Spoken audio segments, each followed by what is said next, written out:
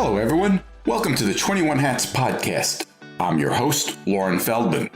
This week, William Vanderbloemen says good public relations is absolutely worth the time and money. Paul Downs says PR hasn't worked for him. At this point, he says, there are all kinds of ways he'd rather spend his time and money. Meanwhile, Sarah Segal, who owns a PR firm, offers some tips on how to approach and how to employ a firm effectively. Along the way, we discuss what's expensive when it comes to PR and whether owners can do it themselves. Plus, Paul explains how he dug himself out of a sales hole by not doing anything differently. And we find out how the owners feel about all the new ways they're being asked to leave tips. Even in good times, owning and running a business can be a lonely pursuit. Our hope is that these weekly conversations, brought to you by our principal sponsor, The Great Game of Business, will let owners know they are not alone in facing challenges. Same thing with our daily newsletter, the 21 Hats Morning Report, which Inc. magazine named the best newsletter for business owners and which you can subscribe to for free at 21hats.com, where you can also find transcripts of our podcast episodes and lots of other articles and interviews. Joining me this week on the podcast are regulars Paul Downs, who is CEO of Paul Downs Cabinet Makers, which makes custom conference tables outside of Philadelphia. Sarah Segal, who's founder and CEO of Segal Communications, a public relations firm based in San Francisco. And William Vanderbloemen, who is CEO of Vanderbloemen Search Group, a Houston-based recruiting firm that works with churches and other faith-based organizations. The episode is titled, Is PR Worth the Effort? Welcome, Paul, Sarah, and William. Appreciate your taking the time. I want to start today with an article I recently highlighted in the Morning Report. It was based on the anonymous comments of a PR agency insider who basically argued that PR firms need better PR. It said that many firms are too focused on getting that first retainer check and they don't spend enough time talking strategy and setting expectations with their clients. Sarah, we've talked about some of these issues a little bit in previous episodes, but I just wanted to give you a chance to respond to this. I certainly don't want to put you on the spot to answer for all of public relations any more than I'd want to answer for all of journalism, heaven knows. But I'm wondering if you found the piece credible. I did not. Okay. To me, it read like a disgruntled employee that doesn't get to have say over the biz development that the person's senior executives handle and is disgruntled about his or her or their. I think the person was identified as a male. Okay, him. Yeah, no, I mean, it honestly, like it was a rant. For a communications person.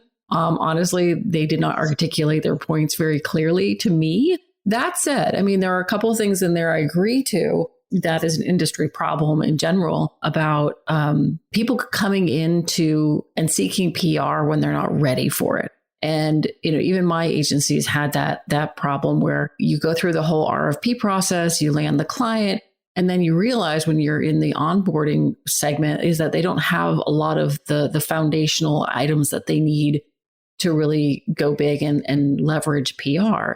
But you don't necessarily know that when you're pitching and working on getting a client on board. So you kind of after the fact realize, okay, these guys don't really have all their ducks in a row in order for us to do an effective PR campaign. William, do you have any or much experience hiring public relations firms? I don't know what any or much is, but I'm on my fourth one. Okay. Not because I keep hiring the wrong one. I just hate paying the retainers. I keep thinking, golly, the world of information is flat. The idea that somebody can call a friend and get you a placement should be dead by now with the internet, but it's really not. But could you explain that, William? Why should that be dead? I don't know. Lauren, you and I are old enough, maybe Paul, not Sarah, old enough to remember the word Rolodex. Mm-hmm. That's why you hired a search firm. They got a great Rolodex or to go all Heidi Fleiss, a little black book. Everybody's got the same Rolodex now. It's LinkedIn. Like I can get anybody's number. I don't have to call a switchboard to get through. I bet Sarah has contacts that she makes use of. Well, no. Well, here's the thing. It's not about the contacts anymore because we all know that the number of people being laid off at news outlets is atrocious right now. So there's a constant churn and turnover of the right people at the right outlet. What it is about an understanding of how to work with reporters, understanding of their deadlines, understanding of the things that they're looking for, the assets, the understanding of getting items to them in a fashion where it doesn't make more work for them. That's good. And we actually do something that's really abnormal for most PR agencies is we provide our clients with our media lists. They have full access to them. They can look at their emails. And honestly, like we've had people ask us whether or not like we worry about those clients going off and trying to do their own PR. And they never do because it's a lot of work. It's not about just emailing, Lauren at the New York Times and saying, hey, cover me. That's not going to get you a story.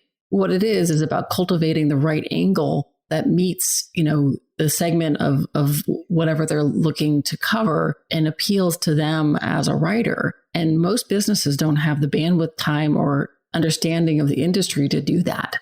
William, in those situations you were describing, did you feel as though you were on the same page with the firms you hired, that expectations were set appropriately before the contract was signed? Some better than others. I think what I have probably wrongly assumed is it's easier to find people and get in touch with them, so PR wasn't necessary.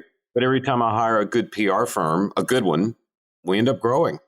And I don't, the part of me that's Dutch, which, is allergic to overhead, is like, golly, do we really have to write that check? But every time we do, with a good one, we grow. Very first firm I hired was a firm that was recommended to me from my attorney, who also represents a lot of our clients. And it's a guy up on Times Square, and he's got a fairly good sized firm, and not a one of them is a Christian. And I'm sitting here trying to market a book on pastoral succession in Christian churches. That was the reason we hired the firm, was like, let's go, get our name out there and that sort of thing. And I thought, there's no way these guys are going to even understand what I'm doing.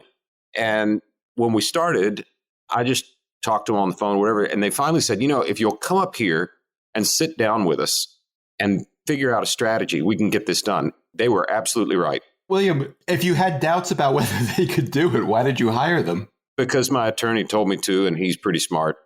Well, isn't it Bill Gates that said that if he had $1 left, he would spend it on PR? Yeah. The problem with a lot of PR is that, or people hiring agencies, is some of them go in thinking it's going to be the Band-Aid or the fix that is going to change their bottom line, right? And PR and building brand credibility takes time. You're not going to become the sweetheart overnight. It rarely ever works like that. And people are impatient. Like we've had people be like, well, we really want to be in the New York Times within the first 3 months of the relationship. Can you guarantee that? Like, first of all, we don't guarantee anything. We guarantee that we will provide transparency. We guarantee that we will regularly pitch you out. We guarantee that we will literally guide you along to everything that we're doing in our activities. But, sometimes your story won't stick. Paul, do you have any or much experience hiring public relations firms? None. None. But I did manage to get in the New York Times first try. So how'd you do that? I called a guy. It was crazy. He paid me. It was amazing. Actually, I think you emailed him first. Emailed him first, yeah. So I'm sorry, Sarah, William. You guys just went about it the wrong way.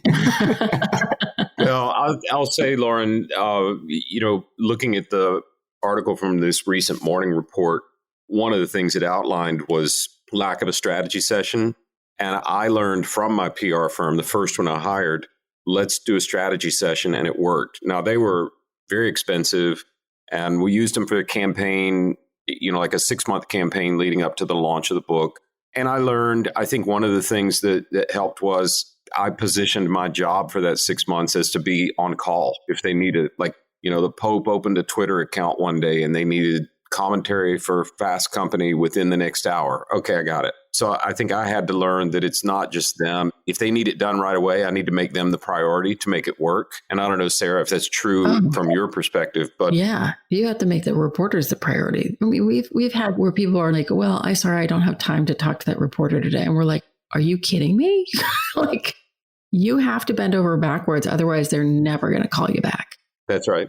I have a question. Can you walk through What was your strategy session with them? I'm very curious as to what. William, before you answer that, did you have that session before you hired them or after you hired them? After. One of the best book titles I've seen in a long time is the Covey book, The Speed of Trust. I trust my attorney. And he told me a few people that these guys had worked with around their books, and I knew the results. I'm like, okay, fine, I'll hire them. And then we did the strategy. So how did you go about developing that strategy? Well, first of all, them learning what in the world I do. I mean, this is not anything other than a point of data. But every partner in the firm was a Jewish guy that had no idea, like, so how does a pastor get hired? What is that all about? And what are you trying to do? And we were a brand new idea to the church. Forget people that didn't go to church. So they just needed to understand, like, who are you marketing to? Who do you want to reach? You know, what persona are you trying? So they had to understand what we were doing and who we were selling to before they really said, okay, now I get it. And for me, it was, I know how to write content for pastors, for headmasters of Christian schools, for CEOs of nonprofits. The real trick is, how do you write content that will reach board members who are in any number of different industries? And that's where we went to the PR firm and said, we need the business community to recognize us for what we do. And they did a great job. They just charged a bunch of money. And we were so much smaller then. And we said, we'll do a 6-month campaign and that'll be it. They're still doing great. I think they're still growing and doing quite well. And we stay in touch. I've used PR firms when I've written a book. Mm-hmm. The next book we wrote, we decided to go with a smaller group that was a little less expensive, that frankly had connections in the church world. And it wasn't very good at all. And it may just be you get what you pay for. Wasn't a bad person, but we just got very few placements. And we were a much more reputable, larger, well-known company at the time. Third firm we hired was just on a one-off. It was people who were uniquely placed for a brief season of time where I had great access to their contacts. And it worked great for that season of time. But when they changed jobs, it all changed. That's a pretty nebulous answer. But, we're putting a book out this fall, which I think is going to be pretty amazing. And it's a business book. So I did a targeted search for who are the best business book PR firms out there and made a decision. And wait, you didn't go back to the ones you were happy with last time? No, because this is not marketing toward Christians at all. There's not one Christian reference in it. It's a leadership book, and it'll go to the larger business public, like the Daniel Pink, Adam Grant kind of audience. And I wanted a So you think the non-Christians at the firm you used last time to market to Christians won't be able to help you with this one, which is not aimed at Christians? He said they were expensive. How much is expensive? Well, isn't that a great question? I talked to them. They have since, this was 8 years ago when I used them. They've really pivoted more toward consumer goods, and, they could work with us, but it would be not their specialty. So I'm like, well, who is the best at marketing business books in that really small space? And made a decision based on that. Going back to the question of being expensive, like what is expensive to you in terms of book PR? If it's costing me more than it would cost me to hire a really great top level employee, then that's a lot. How much would a top level employee cost? I'm not going to go that far. Oh, come on. It's going to be more. It's going to be north of $100,000, right? Yeah, that's what I was thinking. Yeah. It's well over 6-figure line item in the budget. Put it that way. Okay. I'm sorry. I like to know these things. So does everybody who's listening, Sarah. And I'm curious, do you think that sounds like a lot too? No, honestly, so when you hire an agency, the benefit that you get is, you get a team of people, you get access to all of the tools that we use. Like we have, media databases, we can pull your TV appearance. You're not just getting the head count, you're getting access to a full suite of research and data that we have available. But people don't want to pay for PR. I get a lot of people with sticker shock when I talk to them, just because they don't understand that there's a lot of stuff that happens in the background that they may not be aware of. And it's these tools that we invest in to do it. But I did have one question for you. I want to know when you said that you researched and looked for PR agencies that are good at doing new books. How did you go about do that? Like, is it through referral or is it Googling or? Yeah, a little bit of everything. I mean, I stalk for a living. Well, I do. So, like, it is as random as, this sounds awful, but literally running into Malcolm Gladwell at dinner to, all right, who does Daniel Pink use? Who does Adam Grant use? And just try and do a convergence around, because maybe it's because I run a really niche business that I'm a believer in the niches. Mm-hmm. But I was just wondering, is there a firm or two that this is who those guys all go to? Like, no, they know that one thing. Wait, did you go up to his table and ask him who his PR person is? Well, I'm not going to go into the conversation, but yes, I did. I am that guy that went and talked.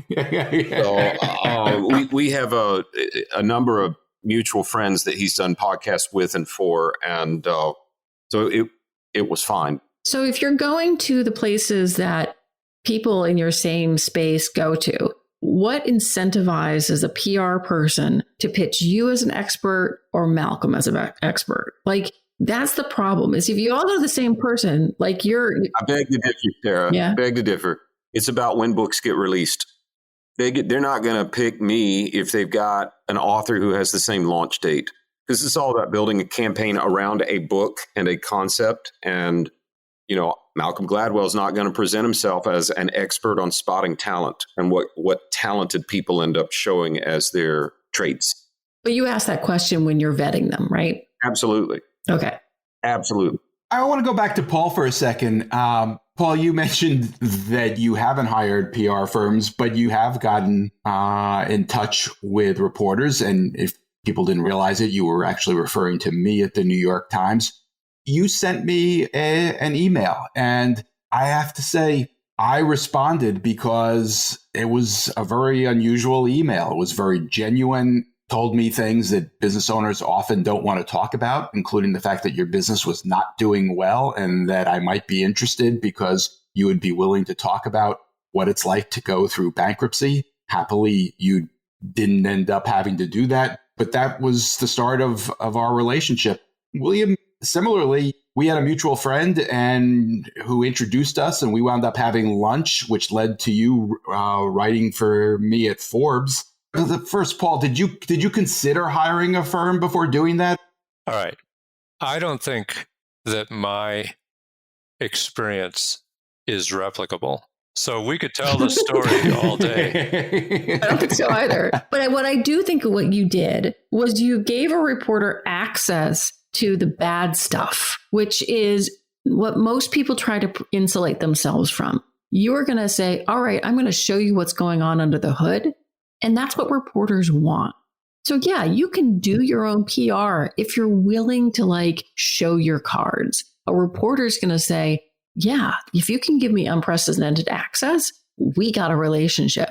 Lauren, I'm sure you and I met because I probably pitched you 100 times before we even connected in real life.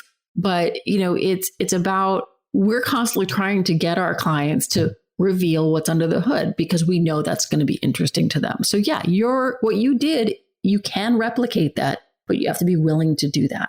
Well, there also has to be an intersection between what's being offered and the time that it's being desired. So I've never tried to hire PR people, but I've had I remember when I was very young, somebody called me once from, I think it was the Wall Street Journal, and said, hey, I want to write a story about people who were working on Wall Street and left to start woodworking businesses, to fulfill their lives. And I said, well, that sounds interesting, but I never worked on Wall Street. And so click. That was it. And then there was another time after I started writing for the Times when someone wanted me to comment. This was I think it was from CNN. And they wanted me to be in New York in 30 minutes or something to comment on something. I was like, I can't do that. And I didn't even get it out of my mouth before the phone went down. So I think that just because you have an interesting story doesn't necessarily mean you're going to know where to direct it and whether that approach is going to land at the right moment. And that's one of the reasons why I don't think that my story is replicable. It was just an astonishing piece of luck. And Lauren, your question of like, hey, I'm 2 weeks from failure, I'll hire a PR firm. Like, that doesn't even make any sense. I didn't have 2 pennies to run together. No. You're right. It doesn't make any sense to ask you why you didn't hire a PR firm. Like, who would do that? Anybody who would do that would have failed years before I did, because. But I do agree with Sarah that your experience there was replicable because you offered something that was likely to get a response from a journalist. Well, I didn't know that. I mean, Paul, your experience of like getting these inbound requests from reporters and them hanging up on you because you couldn't do it. When I was a reporter, like you do whoever calls back first wins sometimes because you're on deadline. You're trying to find somebody to talk about a specific subject that is trending in the news. And Paul, if you don't have the time to do it or, the background appropriate, they're just going to hang up and move on to the next person because that's the demands of their job. Yeah. After it happened to me once or twice, I was like, I get it. These people are busy. They got 24 hours of content to produce every day and they're not going to mess around. What you can do is if you want to establish that relationship that, no, I can't, but I can connect you with this person who can. Because if you can maintain that relationship and provide them an avenue to connect with somebody else, they're going to continue to want to connect with you because you've been useful to them. Well, okay. Is that a good use of my time? That's probably almost always no. And so as a small business owner, you got to play the percentages. And I'm often presented with possible courses of action that have a low expected payoff per hour of effort. And I just have learned to just be like, ain't doing that. I could get a better deal on my trash collection and make more money. So that's just how I think about it. It depends on your priorities. Like if you're a small tech company, right, and you think that, getting in the New York Times is going to help get more investors to invest in you, then you're going to see that that's a worthwhile effort for you to go about. But like if your situation may not result in anything, you may not have aspirations for that. While I have the floor, I just wanted to say one thing about strategy to go back to that is that the one way I think the best way to determine whether an agency has an ability to assist you with strategy and help you figure out your target audience is by looking at their blog. My blog for our company is very specific.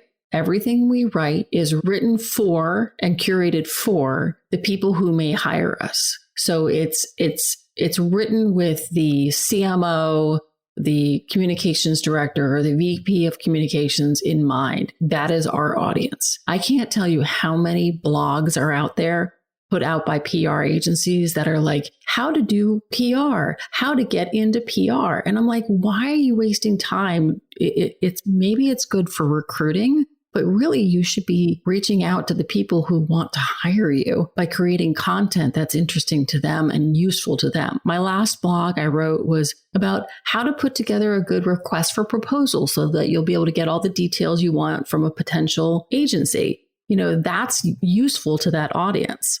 Well, could I comment that possibly the people who are writing the what you call facile blogs are just making an SEO play to try to get their website to show up when people ask that question? Well, even if they're doing it just for SEO, you really want your SEO to be about making your way into PR, getting your first job in PR. Like that's not the SEO that you want if you want to use it to drive business. We SEO optimize all of our blogs too, but like we're optimizing it for keywords that are going to gain us visibility with decision makers. Paul, I want to challenge something you said when you talked about the relative merits of spending your time talking to a reporter versus trying to get a better deal on trash collection.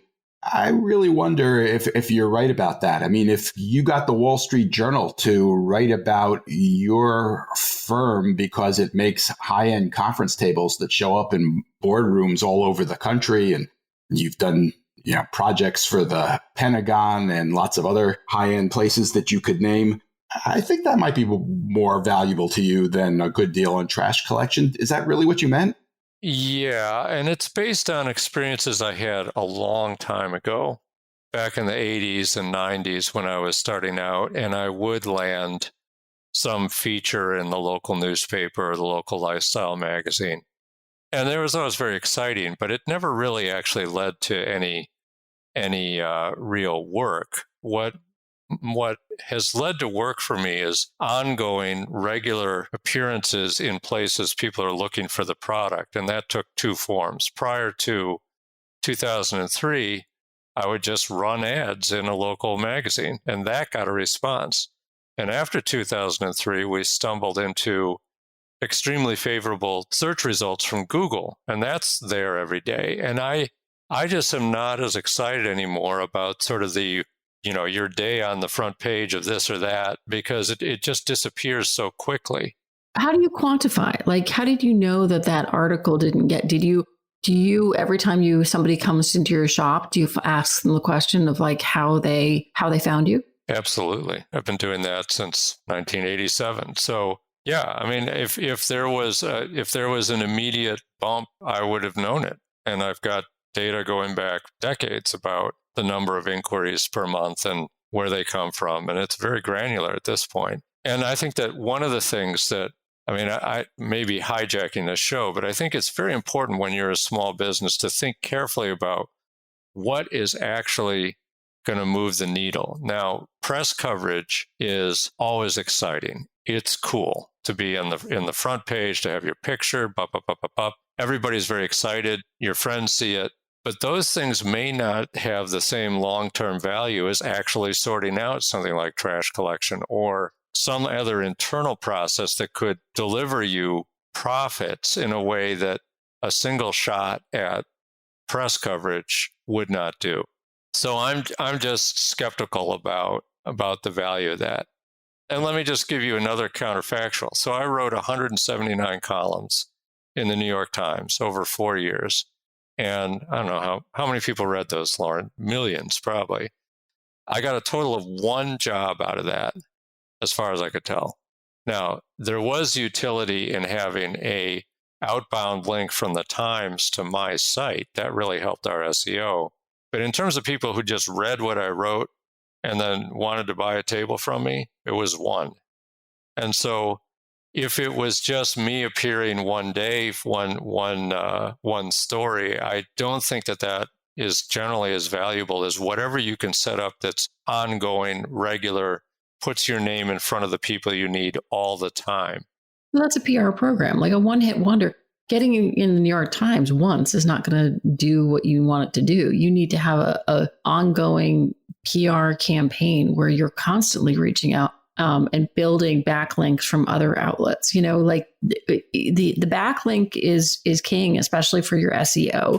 So people can find you. You come up in search when somebody says, "I need a new conference table."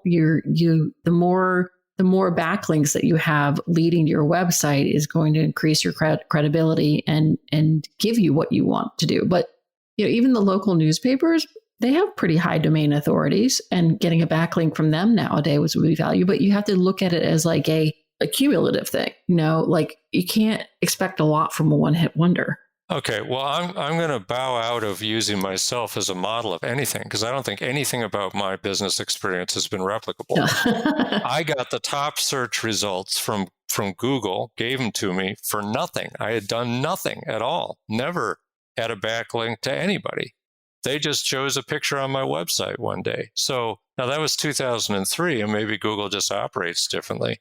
But I've had in my business life 2 remarkable strokes of luck that changed everything. And I did very little for one and nothing for the other.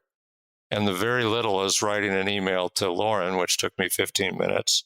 And nothing was being in the right place at right time for Google. So again, you can ask me the question. I'm giving you the honest answer of what my experience suggests, which is that PR has not moved the needle for me. I would point out on that the columns you're talking about, the posts that you wrote, ran in a small business blog in the New York Times, so it was read primarily by small business owners during the Great Recession and the immediate aftermath of the Great Recession, and that might have had an impact. I'm curious. It might have. William, you've had a similar experience. You've written a lot for Forbes. not necessarily being read by your your primary customers, your target audience. Do you feel that's moved the needle for you in any way? 100%. How so? Well, I don't. If I knew how, I'd start a PR firm and charge people for it. I mean, I've got some ideas. I do think Sarah could probably speak into this better than me, but one of the decisions that I was not happy with our business that the SEO people told me to do was the naming of our company. I didn't want it to be named after me. I've got a weird name. You guys have heard this story before. The SEO guys are like, yeah, but your name is so weird, you can actually misspell it and it'll come up. So when I write for Forbes and my name as an author's out there, my brand is out there too. So it's helped a ton. And I think we're also a little bit different. We're not building conference tables. There is no barrier for entry into search. You just say, I do search, hang a shingle, now you're a search guy. I've tried to position our work as thought leadership and not vendor. I've tried to say we're a trusted advisor, not a big Rolodex. That requires creating content that people view as, thought leadership, trusted advice. The book we wrote on pastoral succession, my mother thought she was going to have to buy all 12 copies of it. I mean, are you kidding me, William? You're writing a book about what in the world are you thinking? I'm like, no. This is going to be the book. This is going to be in all of the seminary libraries. That's the goal. The goal isn't to sell 1 million of them. The goal is to be the trusted resource on this one topic. And it's really proven to be a huge difference maker. So I have an unusually dependent relationship on content. And that may not be true if you're manufacturing tables or if it's Jay with frames or, I don't know other businesses. And Lauren's heard me say, I've got a religion and philosophy degree. Like most people that have a philosophy degree spend their career saying, do you want fries with that? I'm not the business guy. But for me, we're forever wed to producing good content. And then if my author name is the same as our brand name, it goes. So when I get a PR placement, like that PR firm, those guys in New York, they got the Chicago Tribune to write a feature in their Sunday edition called The Rise of the Pastor Search Firm. Like, how good is that? That's good. I was in London for a Tony Robbins conference, and they got me an interview with the BBC in studio. Like, how good is that? It's made a ton of difference for us, but we probably are a little bit of a weird business. All right. I want to move to a different topic, but first I just want to alert all the philosophy majors out there that they should send their letters directly to William and not to me. I want to go back to Paul. Paul, you may not have hired public relations. So you're not disagreeing with me, Lauren. Well, as the father of a philosophy major, maybe we'll have to have a conversation offline at some point. Paul, you don't hire PR firms, but you have been spending a decent amount of money on a marketing campaign. Every time you're on, I ask you if you have anything new to report, and you never disappoint. So I'm going to ask again, anything new in how that campaign is progressing? There's been a big hang up that is my fault, which is part of the introductory research that we conducted with this marketing firm turned up information about our target market, our architects and interior designers, which made it clear that our existing website was not a good fit for that market. And since then, we've been building a new one and got to the point where it needed to have all the content loaded and put into it. And I'm sort of a fool in that I insist on every word on all my websites should be written well by me. And my current website breaks all those rules because the web guys wanted to have it written for SEO results, which is fine. But I'm just finishing up this new website the way I want it. It's a very different website. And I'm about a week away, but I got very hung up in trying to help my sales team get us out of a sales hole for the last 2 or 3 months. And because we were way behind pace and running out of work. And we've recently turned it around as of yesterday, and I should be finishing up the website either tomorrow or early next week, and then we can resume with the sort of the outbound portion of the marketing campaign, which is trying to support or trying to drive traffic to the new website using what I think is called programmatic advertising. And I have my doubts about it, but I'm kind of have to let these people have a shot at it. So that's where we're at.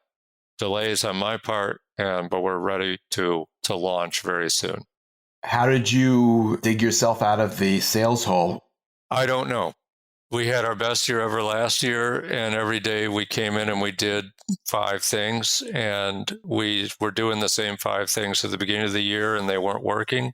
And then we continued to do the same 5 things because they've worked pretty well for the last 3 decades, and now they're working again. So I think that it's maybe just a blip. It may have been some lull in the stream of projects that is a lingering result of the pandemic. But I couldn't tell you, based on my experiences.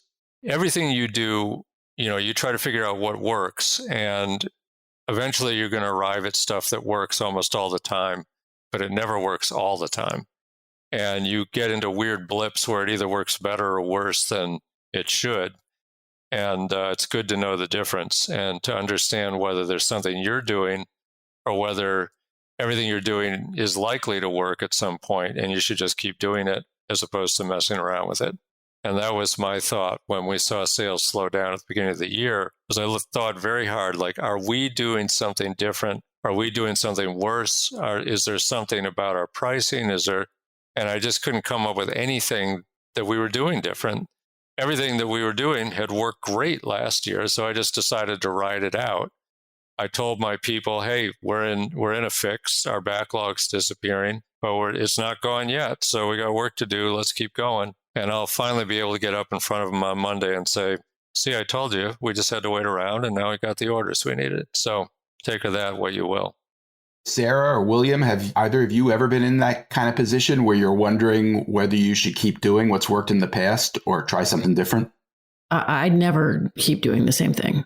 I'm obsessed with finding efficiencies and doing things differently all the time, which is probably also has its faults. But are you talking in general or about sales specifically? About sales, but maybe it's because I haven't hit that one thing that will get us new business for PR, at least. I think we've talked about this before. It's like, you don't advertise, it's all through referral and building reputation. And I'm sure William has the same thing. It's like, you don't necessarily advertise, you create content, you show up in places. And so I have not discovered that one magic thing that driving all of our traffic. I would love to hear what William has to say on the topic. Well, I'd love to have a great answer. There are a few constants, Lauren, and this is going to sound canned, but the best tool that our sales team has is us performing good work. You're only as good as your last search. And if we're doing good work, it's a lot easier to sell. Making sure our quality control is right and our deliverables are good. I've become much more interested in that as a sales tool than ever before.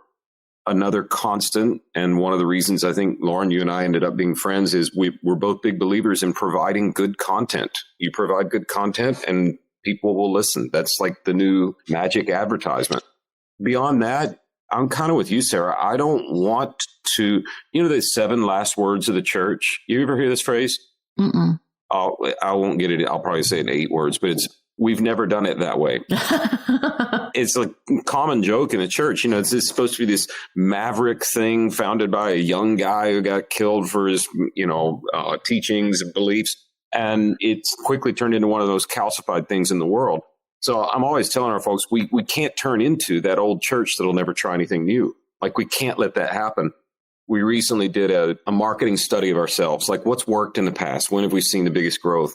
And it's usually when we're a half a step ahead on adopting a new trend right before anybody else. Twitter, right when it came out. HubSpot when it was a new thing. So we're now looking for what is the next new thing and how do we adopt it a little quicker than others. So I guess I'm a mixture of a few constants, good steady work, great content, and a pattern that has shown up of us finding a new thing and doing it just a little bit sooner than everybody else. We are just about out of time. I just want to run one more thing by all of you, which is I've been reading a lot of stories lately about tipping and about how a lot of consumers are getting annoyed by constantly being asked to tip in places where they didn't used to get asked to tip. None of you rely on tipped income, but you're all consumers of things. I'll raise my hand. Yeah, it annoys the hell out of me. And I find that the easiest way to deal with it is to use cash. And if it's a situation where I don't even have to think about interacting with a person during the actual exchange of funds, I just don't tip. Like, I order online from a local Indian restaurant and I'm going to go pick it up and they're asking me for a tip. And I'm just like, oh no, sorry. If you want more money, raise your prices, but don't ask me to give you extra when I'm not actually receiving a service. So I'm pretty crusty about that. I don't like doing it at all. I like to be the best tipper the guys had all day. And it's because I've had that job a number of times. And you are forever making somebody mad, either the cook because you're asking for something special, or the bartender for the same reason, or the people because you can't provide what they need. And it was just one of the hardest jobs I've ever had. And it was funny. Invariably, I'd wait on a table of people that I knew were people of means. And I actually would find napkins where they'd figured out exactly what 15% was and not one penny more. And then I'd wait tables and get these huge tips. And I'd ask, what do you do for them? Oh, I wait tables. So I've got a soft spot. And having said that, it bugs me to no end when I go to a pickup food counter where there's been no service and I'm asked to provide a gratuity. So coming from the guy who loves to be very gracious with tips, it makes me crazy. Yeah, that's exactly where I am. Yeah, if right. I'm sitting down at a restaurant and someone's busting their butt to get me the food, I understand it's a hard job. I'm a big tipper in those, particularly if it's a cheap restaurant. Like, I might leave $15 on a $20 bill if it's like some little breakfast joint in Lansing, Michigan. Like, why not? That doesn't hurt me at all. But I'm getting service. It's when it's sort of tacked on just to see what happens. That's what bugs me. Totally agree. Sarah? The automated kiosks now, where it's like built into their systems. Like, I think when they first came out, I would tip because it showed up and I need to tip. And I guess that's what you do now that we're out of COVID, because nobody's touching things but they still need their tips. But now I say no. And every time I hit no, I feel guilty. I feel like somebody's watching me. Well, sometimes someone is. If you're, you can pay that way in a convenience store or something, and they turn the thing around and they're watching you as you hit no. Right. It is uncomfortable. It is very uncomfortable. And, they do it at the grocery store near me too, where they ask you if you want to round up and donate. And I have very specific charities that I donate to. And I admire the grocery store for doing that. Like, no, I'm not going to round up because I'm giving my donation to an organization I've given to for the last 25 years. Like, it makes me feel uncomfortable to do that. I think it's helping businesses facilitating tipping because people don't carry cash anymore. Like, I don't have cash in my wallet. Maybe I have $3 or something like that. But like, it's very rare that I have cash with me. So I have a feeling that this is helping bring tips back up. That said, also, in my industry, I would love to have tips. How would that work, Sarah? Well, we once had a client who gave us a really big bonus at the end of the year. They're like, yeah, we're sending you a bonus. And we're like, we've never heard of that before, ever in my years of PR. They're like, we're really happy with all the work that you did. And we're just so delighted because we had gotten them in Fast Company and a bunch of other stuff. And, it was fantastic. It was really like a great feather in our cap. And, I think that people hire us as a service, but don't we have clients where literally we're getting them hits every week. And it's in great places. And they're like, okay, great, next one. We're like, it wouldn't be bad to be tipped for like an extra good job. I think that It would make my team feel good. Like we apply for awards and we win awards, and it makes my team feel good. So I think that, if the people, my clients, want to start tipping us, I wouldn't be opposed to that. So we're kind of coming full circle here. You need to start a PR campaign advocating for tipping your PR firms. Yes, I need that. Not for me, but more for my team. We'll check back with you, Sarah, to see how that's going. I'll let you know what happens. All right. My thanks to Paul Downs, Sarah Segal, and William Vanderbloemen, and to our sponsor, The Great Game of Business, which helps businesses use an open book management system to build healthier companies. You can learn more at greatgame.com. Thanks, everybody. Wait. Don't leave yet. If you have a question or a comment that you'd like the 21 Hats owners to address, send it to me by replying to your morning report or by email at lauren@21hats.com. That's LOREN @21hats.com. Do it now before you forget. And don't be afraid to tell Jay what you really think. He can take it. And if you got something out of this conversation, help us reach more business owners. Tell a friend. Subscribe and review us wherever you get your podcasts. Follow us on Twitter. Subscribe to the Morning Report at 21hats.com. This episode was produced by Jess Thuberon, founder of Blank Word Productions. Okay, now you can leave. Thanks for listening, everyone.